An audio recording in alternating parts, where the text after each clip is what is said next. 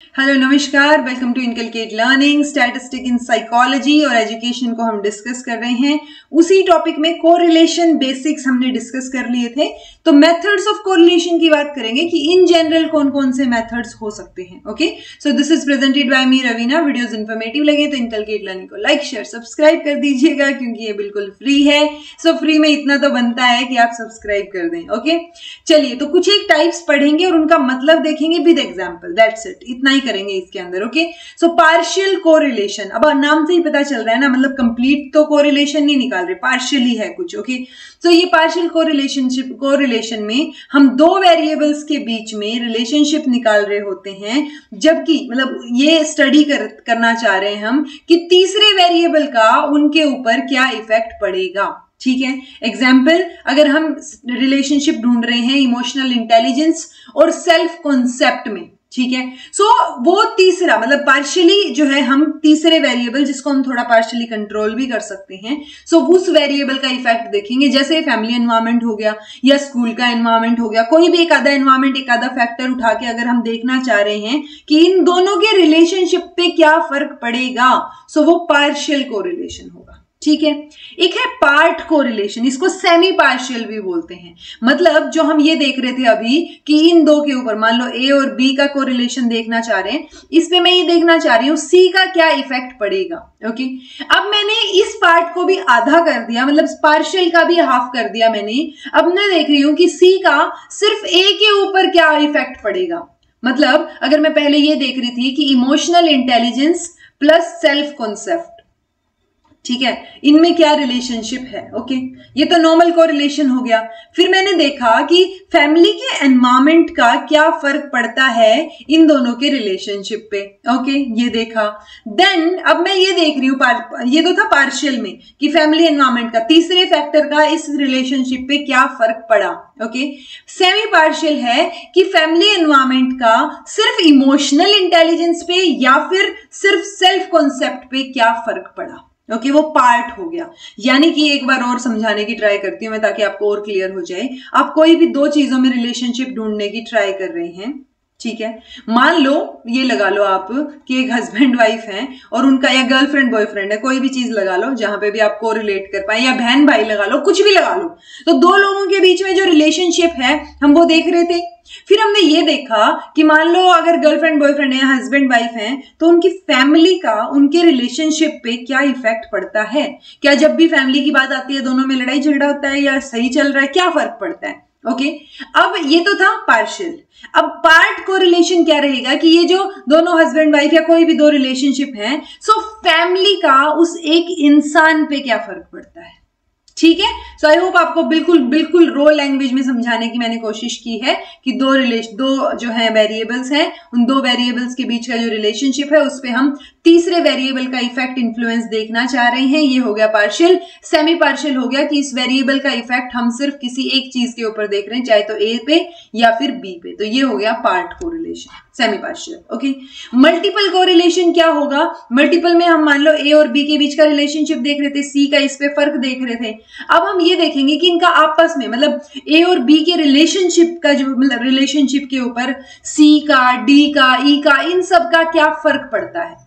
यानी हम क्या देखना चाह रहे हैं, हर चीज का कोरिलेशन देखना चाह रहे हैं। सो हम एक वेरिएबल बाकी सभी वेरिएबल से कितना कोरिलेटेड है, कि मान लो ए जो है उसके ऊपर, मतलब ये जो वेरिएबल है सी का, उस पे क्या फर्क पड़ेगा, डी का उस पे क्या फर्क पड़ेगा, ई का उस पे क्या फर्क पड़ेगा। तो वो हम देखना चाह रहे हैं कि किस तरीके से ये कोरिलेटेड है। तो एक वेरिएबल जब ज्यादा वेरिएबल के साथ कैसे कोरिलेटेड है वो देखना है, तो क्या हो गया मल्टीपल कोरिलेशन। जैसे अभी तक हम ढूंढ रहे थे ना कि इमोशनल इंटेलिजेंस और सेल्फ कॉन्सेप्ट, ठीक है, तो हम ये देख रहे थे कि फैमिली एनवायरनमेंट का सेल्फ कॉन्सेप्ट पे क्या फर्क पड़ता है। अब मैं देख रही हूं कि मोटिवेशन का सेल्फ कॉन्सेप्ट पे क्या फर्क पड़ेगा, इमोशनल इंटेलिजेंस का सेल्फ कॉन्सेप्ट से क्या रिलेशन है, ठीक है, क्वालिटी ऑफ लाइफ का सेल्फ कॉन्सेप्ट से क्या रिलेशन है। सो इसके अलावा जितने भी वेरिएबल्स हैं उन सबके साथ मैं इसका रिलेशनशिप ढूंढ रही हूँ कि है क्या, नाम क्या है, ठीक है, क्या रिश्ता है इन लोगों के बीच में। सो वो हम ढूंढ रहे हैं, तो वो मल्टीपल कोरिलेशन हो गया। ओके, देन है जी बाइसीरियल कोरिलेशन, जब हम रिलेशनशिप ढूंढते हैं दो कॉन्टिन्यूअस वेरिएबल, तो वेरिएबल कॉन्टिन्यूअस और डिस्क्रीट समझा रखे हैं ना मैंने जब रिसर्च की वीडियोस कराई थी। ओके, सो जब इसकी बाइसीरियल की बात करेंगे तो जो दो कॉन्टिन्यूअस वेरिएबल्स हैं, ओके, तो दो कॉन्टिन्यूअस है।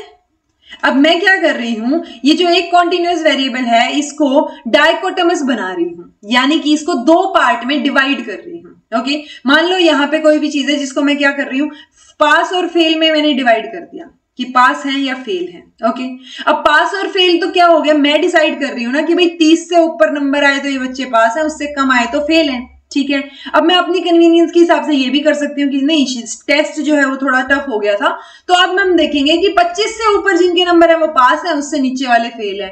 सो ये जो डिवाइड है दो चीजों में, दो कैटेगरीज में, ये मैं अपनी कन्वीनियंस के हिसाब से इस क्रूशियल पॉइंट को शिफ्ट कर सकती हूँ, यानी आर्टिफिशियली मैं इस चीज को मैनिपुलेट कर सकती हूँ। तो ये क्या हो गया, आर्टिफिशियल डाइकोटोमस, यानी मैंने दो हिस्सों में इसको डिवाइड किया लेकिन आर्टिफिशियली हुआ।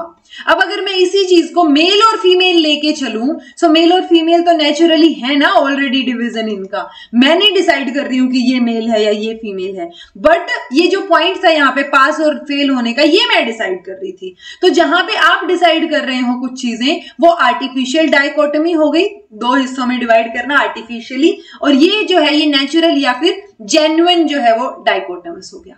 तो जब मैं एक कॉन्टिन्यूअस वेरिएबल और एक आर्टिफिशियल डाइकोटोमस वेरिएबल के बीच में रिलेशनशिप देखना चाह रही हूं, सो वो जो है बाइसीरियल कोरिलेशन कहलाएगा। ठीक है, जैसे फिर रिलेशनशिप इज मेजर्ड बिटवीन एक कॉन्टिन्यूअस वेरिएबल होगा और एक आर्टिफिशियली डाइकोटोमस वेरिएबल होगा। इस तरीके का क्वेश्चन पूछ लिया जाता है कि एक कॉन्टिन्यूअस है एक आर्टिफिशियली डाइकोटोमस है, हम किस तरीके का रिलेशनशिप होगा, ये तो बाइसीरियल, पॉइंट बाइसीरियल, टेट्राकोरिक, कई चीजें पूछ लेंगे। ओके, अगर यही चीज मैं अगर ये बोल दूं कि एक कॉन्टिन्यूअस वेरिएबल है और दूसरा नेचुरली डाइकोटोमस वेरिएबल है, सो वो क्या हो जाएगा हमारा पॉइंट बाइसीरियल। ओके, सो ये डिफरेंस आपको एटलीस्ट पता होना चाहिए अगर आप डिटेल में नहीं पढ़ रहे हैं। वैसे मैंने डिटेल में भी करवा रखी है ये चीजें कि फॉर्मूला क्या होगा, कैसे कैसे इसको सोल्व करेंगे, कैसे कंप्यूट करेंगे, तो वो सारी चीजें भी मैंने करा रखी है, वो भी आप देख सकते हैं अगर आप डिटेल में स्टार्ट करना चाह रहे हैं। बट अगर आप डिटेल में नहीं भी कर रहे तो एटलीस्ट इस वीडियो के हिसाब से आपको ये पता होना चाहिए कि कौन से कोरिलेशन का क्या मतलब है। ओके, तो जैसे यहाँ पे एग्जांपल है, सोशियो इकोनॉमिक स्टेटस जो है वो हाई भी हो सकता है, लो भी हो सकता है। ठीक है, लेकिन अब सोशियो इकोनॉमिक स्टेटस में कौन कितने रुपए कमा रहा है उस हिसाब से, मान लो मैं ये बोल रही हूँ कि जो महीने का 20,000 कमा रहा है ना, वो सोशियो इकोनॉमिकली या इकोनॉमिकली बिल्कुल ठीक है, और इससे कम कमा रहा है वो ठीक नहीं है। ओके, सो ये 20,000 मैंने डिसाइड किया। ओके, इसकी जगह मैं 40 भी डिसाइड कर सकती हूँ, 50 भी डिसाइड कर सकती हूँ, वो मेरे ऊपर डिपेंड कर रहा है इस डाटा में। ओके, सो वो आर्टिफिशियली मैंने इसको डिवाइड कर दिया दो कैटेगरीज में, तो ये आर्टिफिशियल डाइकोटोमस वेरिएबल हो गया, और इसमें और एक कॉन्टिन्यूअस वेरिएबल में जब हम रिलेशनशिप देखेंगे सो वो बाइसीरियल कोरिलेशन हो गया। अब इसकी जगह पे अगर नेचुरली डाइकोटोमस है, मतलब नेचुरली डाइकोटोमस वेरिएबल और एक कॉन्टिन्यूअस वेरिएबल में हम रिलेशनशिप देखते हैं तो वो पॉइंट बाइसीरियल कोरिलेशन हो जाएगा। और जैसे मेल फीमेल मैंने बताया था, हिंदू मुस्लिम या और भी चीजें हो सकती हैं, सो ये क्या रहेंगे जी हमारे, ये पॉइंट बाइसीरियल कोरिलेशन कहलाएगा, जिसमें हम सिर्फ एक रिलेशनशिप देखना चाह रहे हैं कॉन्टिन्यूअस में और नेचुरल डाइकोटोमस में। ओके, देन है टेट्राकोरिक। अब हमने ये तो देख लिया कि एक कॉन्टिन्यूअस वेरिएबल है और एक क्या है हमारे पास आर्टिफिशियली डाइकोटोमस है, एक कॉन्टिन्यूअस है एक नेचुरली डाइकोटोमस है। ठीक है, लेकिन ये भी तो हो सकता है कि दोनों ही वेरिएबल आर्टिफिशियल डाइकोटोमस हों, राइट? तो जब दोनों आर्टिफिशियल डाइकोटोमस होंगे तो हम टेट्राकोरिक रिलेशनशिप उनका निकालेंगे। ठीक है, तो ये निकाल सकते हैं हम उनका। अच्छा, जब कई बार ये भी होता है कि मान लो आपको पता ना चले कि ये आर्टिफिशियल है या नेचुरल है, तो आपको कैसे पता चलेगा? तो आप जो है, अगर आपको ये है कि एक कॉन्टिन्यूअस वेरिएबल है और एक आर्टिफिशियल और नेचुरल में आप समझ नहीं पा रहे हैं कौन सा है, तो आप पॉइंट बाइसीरियल के साथ जाएंगे। ओके, अगर सेम चीज, अब ये हमने आर्टिफिशियल बोला, ये भी तो हो सकता है कि नेचुरल डाइकोटोमस हो दोनों के दोनों वेरिएबल्स, राइट? तो अगर नेचुरल है तो हम फाई कोफिशिएंट जो है वो कैलकुलेट करते हैं। ठीक है, सो अगर हम जैसे if you want to find relationship between gender, that is categorise, जो हमने मेल फीमेल कर लिया, और एक रिस्पॉन्स स्टेटमेंट है जिसमें हम अग्री और डिसअग्री का पॉइंट रख रहे हैं। तो अग्री, आप या तो अग्री करेंगे या डिसअग्री करेंगे, इसमें तो कोई लाइन या जो आर्टिफिशियली हमने कुछ डिवाइड नहीं किया, राइट। सो वो जेंडर जो है वो तो ऑलरेडी मेल फीमेल हो गए, यानी आर्टिफिशियल नहीं, नेचुरल डाइकोटमस। और एक रेस्पॉन्स की अगर हम बात करें तो उसमें भी अग्री या डिसअग्री की बात आ गई, जो कि नेचुरली डाइकोटमस है। अगेन अगर आपको कंफ्यूजन होता है कि ये आर्टिफिशियल है या नेचुरल है, मतलब समझ नहीं आ रहा आपको, तो भी, और दूसरे वाला भी, मतलब है तो दोनों ही, ये दोनों डाइकोटमस हैं, पर आपको समझ नहीं आ रहा कि आर्टिफिशियल है नेचुरल, कंफ्यूजन हो रहा है, तो भी हम फाई कोफिशिएंट जो है उसी को कैलकुलेट करते हैं। ठीक है जी। सो आई होप आपको इतना समझ आया हो। मैं 4 जो है एक बार फिर से रिपीट कर देती हूं कि अगर कॉन्टिन्यूअस, ये वेरिएबल 1, ये वेरिएबल 2, अगर ये कॉन्टिन्यूअस है, दूसरा आर्टिफिशियल डाइकोटमस है, सो हम बाइसीरियल कोरिलेशन निकालेंगे। अगर ये कॉन्टिन्यूअस है, ये नेचुरल डाइकोटमस है, सो हम पॉइंट बाइसीरियल कोरिलेशन निकालेंगे। अगर ये दोनों के दोनों ही आर्टिफिशियल डाइकोटमस हैं, तो हम टेट्राकोरिक कोरिलेशन निकालेंगे। ठीक है। और अगर ये दोनों के दोनों नेचुरल डाइकोटमस है, नेचुरली डाइकोटमस है, तो हम फाई कोफिशिएंट जो है वो कैलकुलेट करेंगे। जहां पर भी कंफ्यूजन हो वहां बेनिफिट ऑफ डाउट इन दोनों में से पॉइंट को देंगे और इन दोनों में से फाई कोफिशिएंट को देंगे। ये बहुत इंपॉर्टेंट है। इसी के साथ जब कोरिलेशन पढ़ते हैं, सो एक स्पीयरमैन का कोरिलेशन और एक जो हमारा पियर्सन है उनका कोरिलेशन, PEAR आएगा, पियर्सन। ठीक है। सो पियर्सन का R से डिनोट करते हैं कोफिशिएंट को, इसमें रो से डिनोट करते हैं। ये P से पियर्सन और P से ही पैरामेट्रिक मेथड होता है। ये स्पीयरमैन का जो मेथड है वो नॉन पैरामेट्रिक होता है। और जब स्पीयरमैन, मतलब कई बार ना स्पीयरमैन का भी तो अल्टरनेटिव होना चाहिए ना, यानी नॉन पैरामेट्रिक में ही तो एक कैंडल का टाउ भी निकालते हैं। ठीक है, टाउ इस तरीके से उसको शो करते हैं, वो भी नॉन पैरामेट्रिक है बट रिलेशनशिप शो करता है, तो ये भी कोफिशिएंट है। ठीक है जी। सो आई होप आपको ये बेसिक सी इंफॉर्मेशन रहे। इसमें से क्वेश्चन नेट में बहुत बार पूछ लिए जाते हैं। This was all about today. Thank you so much for watching. Be happy, keep smiling, subscribe to inculcate learning and be consistent in your efforts.